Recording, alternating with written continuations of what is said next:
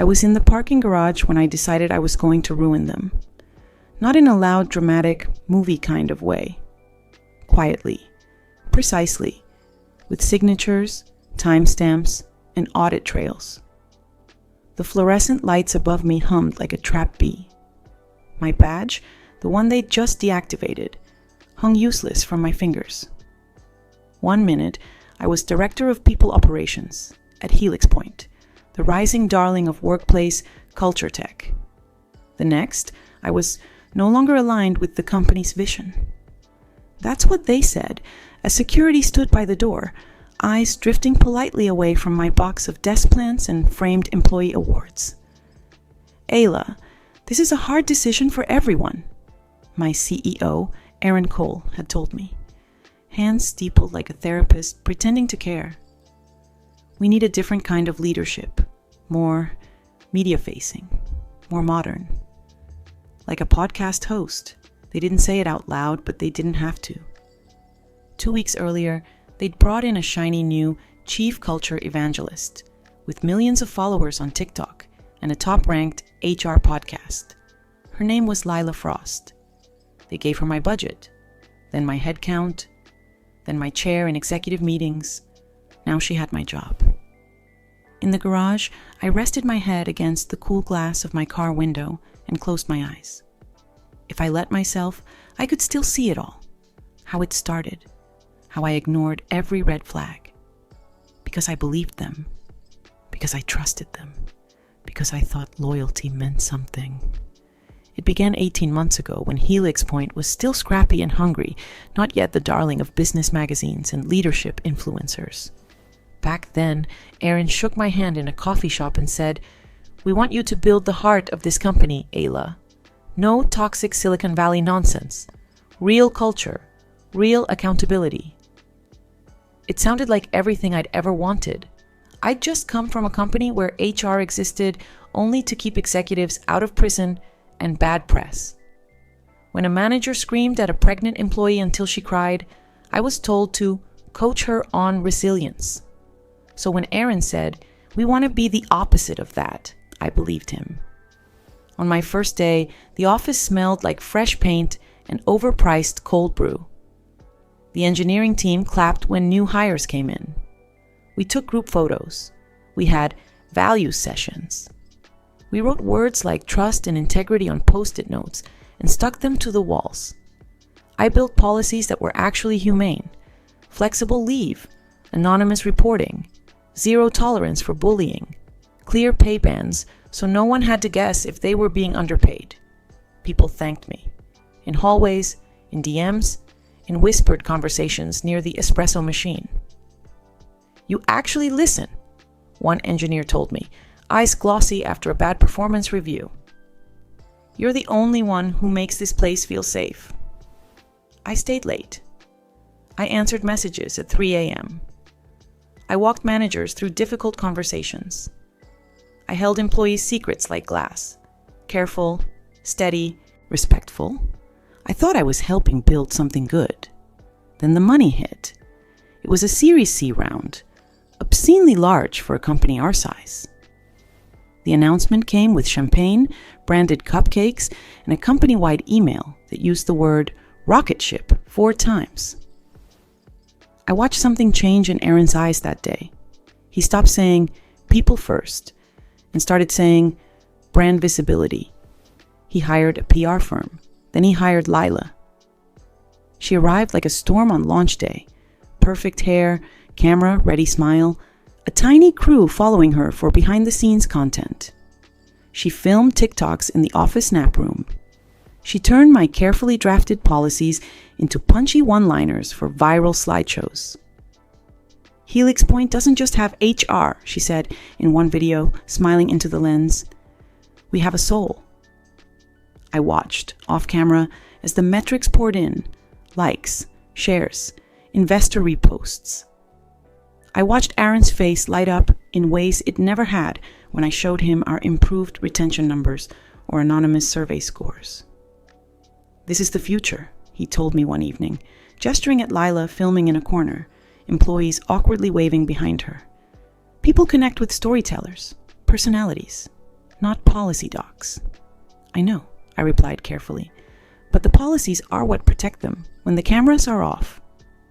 He smiled the way executives smile when they're done listening. Don't worry, Ayla. You're still essential. Leela's just the front-facing side. You're the structure. The structure, as if I were drywall, silent, invisible, replaceable. The first crack appeared 3 months later. It was a harassment complaint. Serious, documented, ugly. A senior sales lead had been sending lewd messages to a new hire, all in Slack, all through company accounts, screenshots, receipts, a textbook case. I followed protocol. I interviewed witnesses. I documented everything. I drafted the report and recommended immediate termination. Then I sent it to Aaron and our general counsel. 2 hours later, Aaron called me into a quick sync. He didn't sit. Neither did I. The door clicked shut behind me. We need to be careful with this, he said, tapping the folder I'd printed. Mark is important. Mark is a liability, I corrected, and she did everything right. She trusted the process. The longer he stays here, the more exposed we are, legally and morally. His jaw tightened. I'm just saying, think about the optics. We've got Lila pushing this inclusive, empowering brand story. Firing one of our top performers right now, it complicates things. I stared at him. The optics, I repeated slowly, are currently. We claim to protect women while ignoring the woman who came forward and keeping the man who harassed her on payroll. He didn't like that. What if, he said carefully, we moved him to a different team, gave him mandatory training, and reframed this as a learning opportunity? What if she sues? I asked. What if this leaks? You brought in a culture influencer preaching safety and trust. Do you think she's going to be okay co-signing this? He hesitated then. That's how I knew I'd hit the nerve. This doesn't leave this room, he said finally. We'll revisit tomorrow. We didn't. Instead, 2 days later, I saw Mark laughing at the snack bar, the same easy smirk on his face.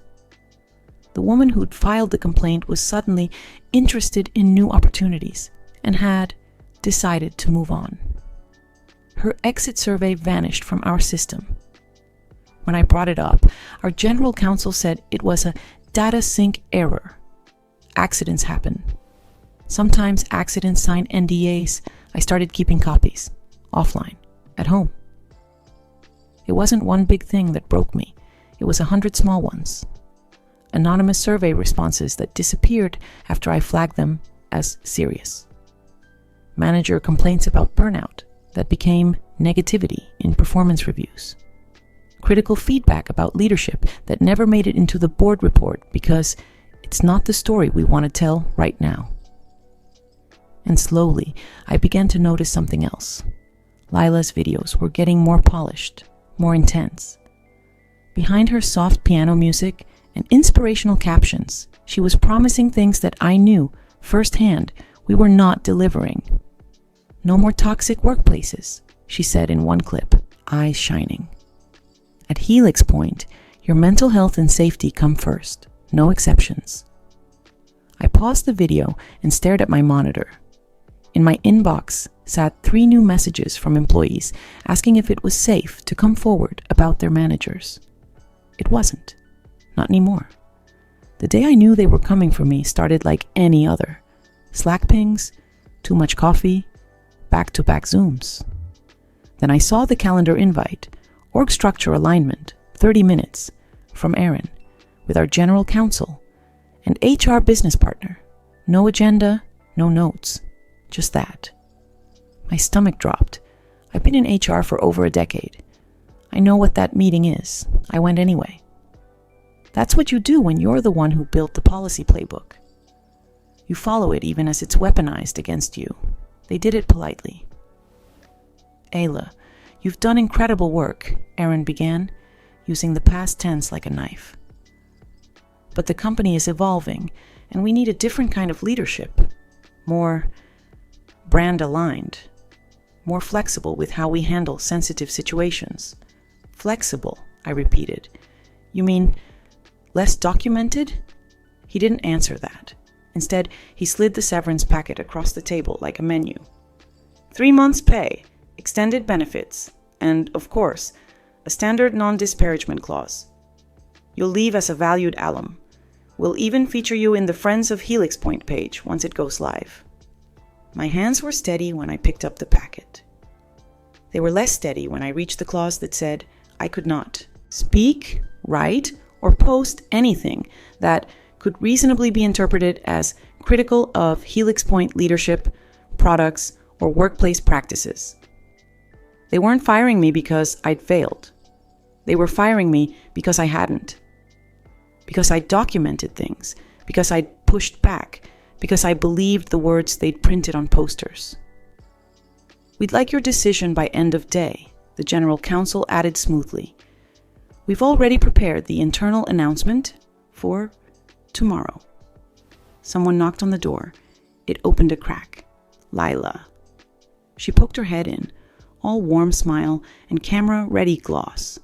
"Oh my God, hi," she said, like she'd just stumbled into a birthday party. "Did I catch you at a bad time?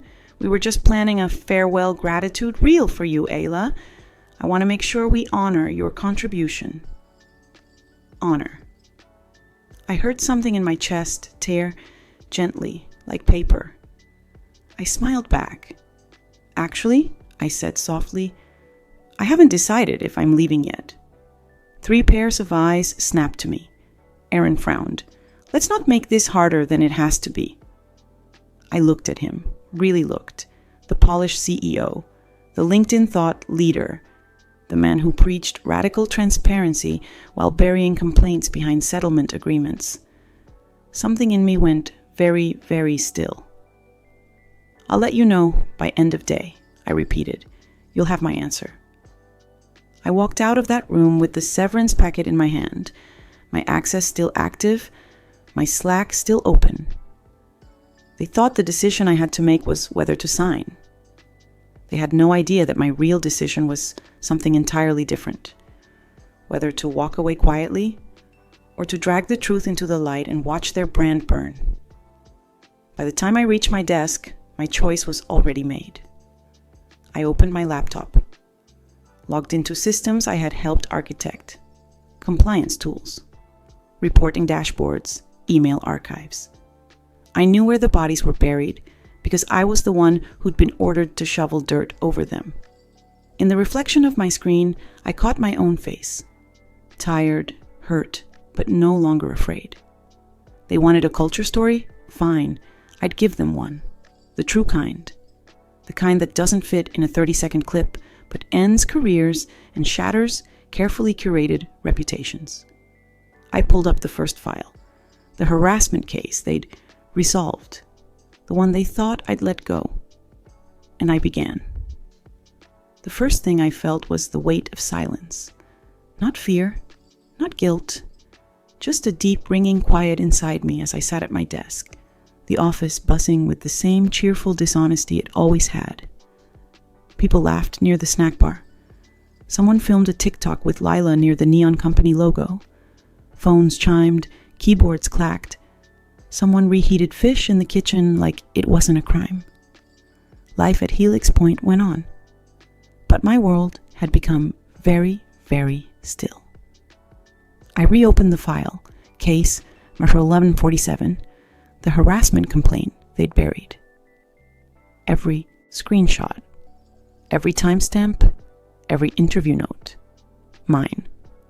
Logging my own truth, I moved it all into a separate, encrypted folder, one no one at the company could delete or accidentally lose. Then I added everything else they'd tried to hide. And there was a lot. Performance reviews altered after employees challenged leadership. Medical accommodation notes ignored. Audit logs of managers deleting Slack messages minutes after filing anonymous complaints. A budget report showing the CEO had reclassified employee wellness programs as brand development to funnel the funds into influencer partnerships. Things that were more than unethical. Things that were illegal. I didn't rush. Revenge shouldn't be rushed. It should be crafted, like an indictment. A soft knock broke my focus. Jessica, one of the HR business partners I'd mentored from the beginning. Big brown eyes, heart too soft for corporate work, always triple-checking her decisions to make sure she didn't hurt anyone. She stepped inside, closed the door quietly. "Are you okay?" she whispered. I didn't lie, not to her. No. Her throat bobbed. "I heard some things." "Let me guess," I said. "They've already floated the restructuring story?" She winced. "Aaron asked me to schedule a gratitude circle for your send-off." A bitterness rose in me that didn't even feel like my own. "They're planning a farewell reel before I've even signed." Jessica hesitated. "Ayla, do you want me to tell you something off the record?" I nodded. "They offered me your role." I felt it like a physical blow. Her voice broke. "I said no. I'm not replacing you. I won't be there, whatever this is. But they're going to keep asking." I exhaled slowly. "Be careful, Jess. Don't make yourself a target." "I think I already am," she whispered. I leaned forward, lowering my voice. "Listen to me. Do not resign. Do not push back publicly. Say yes to meetings, nod, smile. Pretend to play along. I promise you, this will not end the way they think it will." Her eyes widened. Something in my tone must have given me away. "What are you doing?" she asked. "Something careful," I murmured. "Something true." She swallowed. "Do you need help?" I shook my head. "I need you safe." Jessica squeezed my hand and slipped out the door. I looked back at my screen. No more hesitation. I downloaded everything. Not to my personal drive. Too risky. Instead, I used the same encrypted, zero-knowledge storage we recommended to employees handling sensitive data. I knew the system. I knew exactly how much access I technically still had.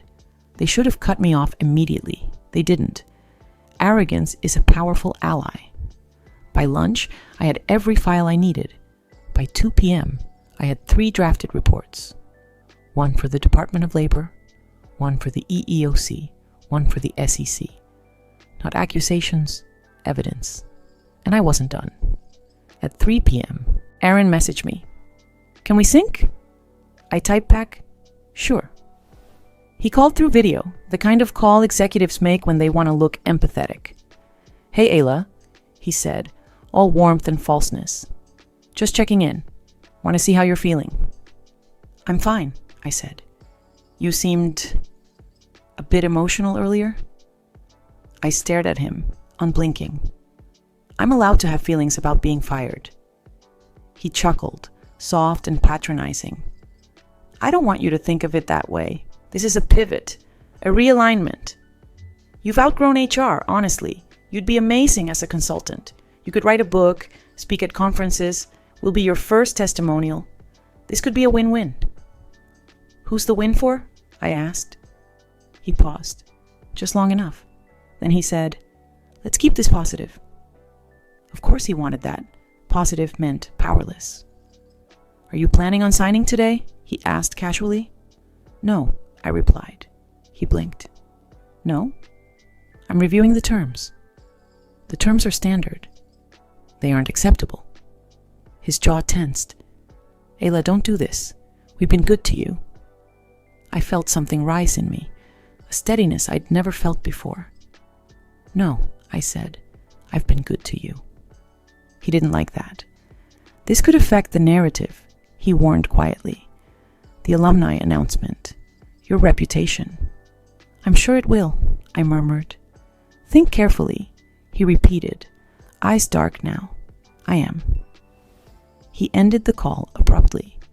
I stared at the blank screen and realized something. I wasn't scared of him anymore. Power changes shape when you stop believing someone deserves it. At 4 p.m., someone else came to my office. not knocking, not timid. It was Lila. Her heels clicked like a metronome as she walked in, closed the door, and sat across from me like she was interviewing me for her podcast. She crossed her legs, tilted her head, and gave me her practiced half-sympathetic smile. "I'm guessing today has been a lot," she said gently. I didn't answer. "I just want to say," she continued, tucking her hair behind her ear, "that this wasn't personal. Sometimes companies need different kinds of leaders at different stages of growth." "Is that what Aaron told you to say?" She blinked. "I'm here because I care. You're part of our story, Ayla." I laughed. I didn't mean to. It just came out. "Our story?" "Yes," she said sweetly. "And part of telling a good story is embracing change." I leaned forward. "Tell me something, Lila. When you filmed those reels about psychological safety, did you know about the harassment complaint they buried?" Her smile froze. "Excuse me?" "Or about the 2 women forced out after they reported their managers? Or the pay discrepancies? Or the fact that Aaron deleted half the critical survey responses for the board deck?" She swallowed. "I don't..." "You preach safety," I whispered. "For views, I protected people for real." A crack appeared in her perfect expression. "That's not fair," she said quietly. "No," I replied, "it's not." She looked like she wanted to say more, but didn't. Instead, she stood abruptly, smoothed her dress, and said, "Just be smart, okay? Burning bridges is never worth it." She left without another word. I stared at the closed door, then at my laptop, then at the severance packet. My hands didn't shake this time as I pushed it into the trash. I wasn't signing anything. They wanted silence. They were about to get the opposite. I worked without stopping until the office lights dimmed into their evening mode. Soft, warm, meant to make late-night workers feel calm while they burned themselves out for the company's dreams. At 7:12 p.m., I sent 3 emails. Not anonymous, not hidden, transparent, documented, accountable. 1 to the Department of Labor, 1 to the EEOC, 1 to the SEC whistleblower office, each with attachments, each with logs, each with timelines, reports, and evidence. I hit send and felt my chest loosen for the first time in months, but I wasn't finished. Not yet. I opened the internal Slack. I clicked on the company-wide channel. Someone had posted a photo of Lila at a rooftop shoot with the caption, "Culture is our superpower." I typed a message. I didn't press enter. Not yet. Instead, I saved it as a draft. Then I opened my encrypted folder again and looked at what I still had, what they never thought I'd use. Files that weren't just violations. Files that tied their biggest lies directly to their board. I scrolled through every document slowly, deliberately. Tomorrow, they would announce I was leaving the company. Tomorrow, they would post curated, cheerful lies. Tomorrow, they would expect me to walk out the front door quietly, grateful, obedient. I smiled. Tomorrow was going to be a big day, just not the one they'd planned. The office was nearly empty when I finally stood, stretching the stiffness from my shoulders. Only the cleaning crew remained, quiet, efficient, invisible in ways leadership would never understand. They nodded politely as they passed. I nodded back. We were all ghosts in that building, but for the first time, I wasn't afraid of disappearing. My laptop hummed softly. 3 government agencies now had everything they needed. The truth wasn't just out there, it was documented, time-stamped, and no longer mine to protect, but I wasn't done. Helix Point had spent months building a narrative. Now I was about to rewrite it. I slipped my badge into my pocket, not out of sentiment, but because I suspected it would still work tomorrow morning, and because I planned to use it. As the elevator doors closed, I caught a glimpse of the neon slogan on the wall. where people come first. The words glowed like a taunt. I almost laughed. That night, I didn't sleep. I sat on the floor of my apartment, back against the couch, laptop open among scattered documents. Screens lit my living room in cold blue. A pot of coffee had gone cold on the table next to me, untouched. I read through everything again, cataloging the rot. For years, I had been called the heart of the company. They said it like a compliment. It wasn't.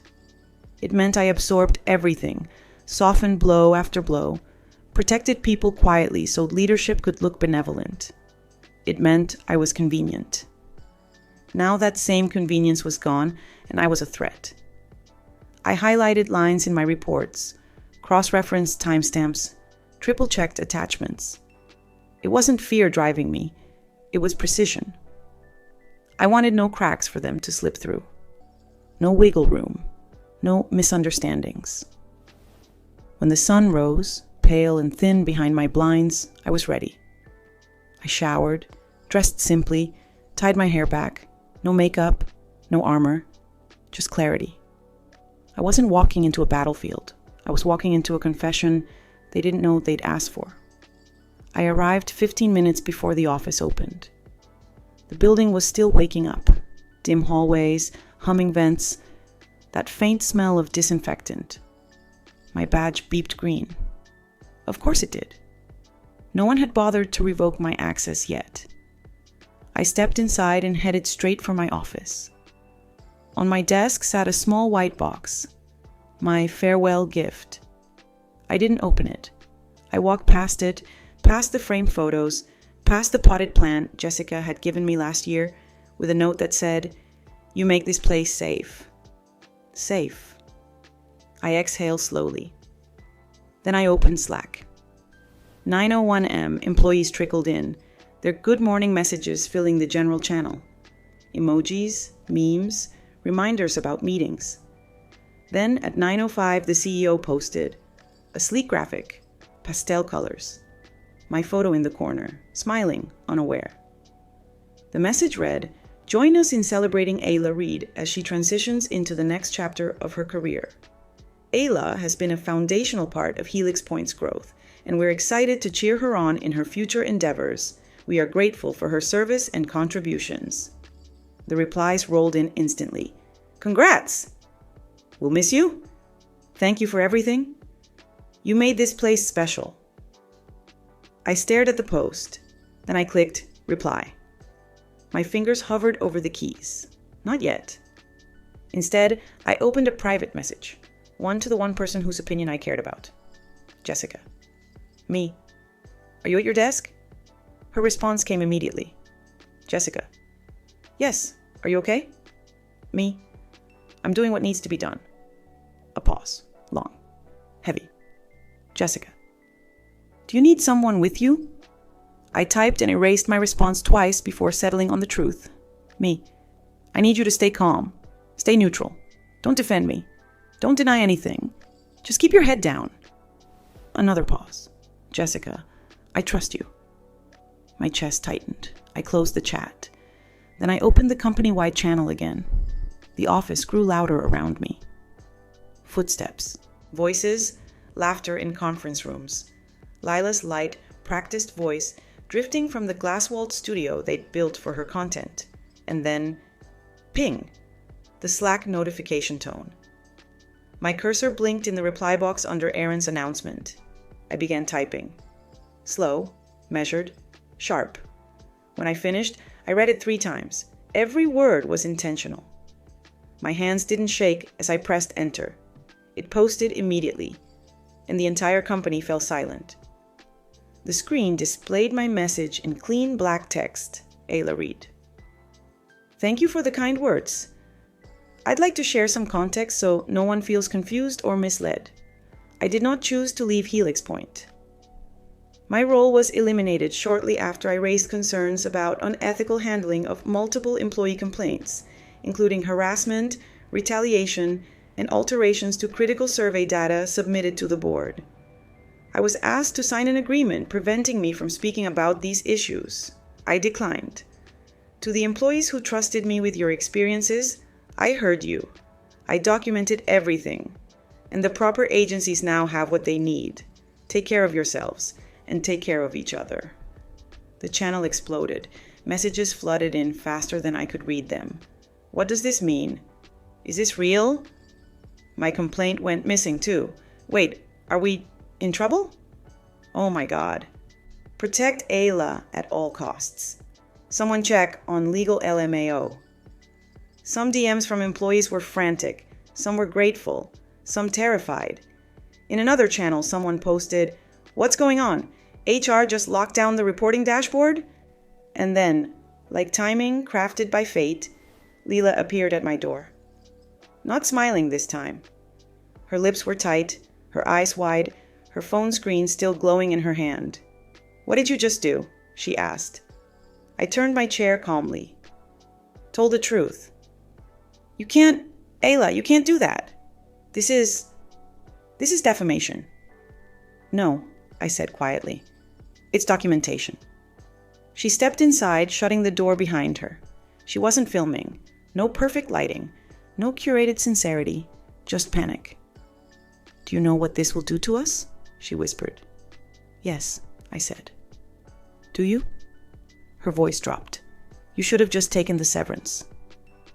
"I didn't want their money," I replied. "I wanted integrity." She swallowed hard. "They're in crisis mode. They're calling an emergency all hands. She stopped. Something clicked behind her eyes. "You planned this," she breathed. "Yes," I said again. "You're going to ruin the company." "No," I corrected softly. "They ruined the company. I'm just refusing to hide it." For the first time since I'd met her, Lila looked small, human, scared. She whispered, "I didn't know. I swear. I didn't know everything." "I believe you," I said, and I meant it. "But now you do." She backed away slowly, her voice shaking. "They're going to blame me for this." "Only if you let them," I replied. "Choose your side wisely." She left without another word. Minutes later, another knock. This one wasn't polite or nervous. It was sharp, controlling. The general counsel entered without waiting. Behind him, Aaron. They looked like men who'd just watched their empire crack. Aaron shut the door with controlled fury. "What the hell was that?" "A message," I said softly. He dropped the mask. "Delete it." "No. You're violating confidentiality." "You fired me," I reminded him. "Your confidentiality rules don't apply." His nostrils flared. "We will sue you into dust." "No," I said calmly. "You won't." His face twisted. "Watch me."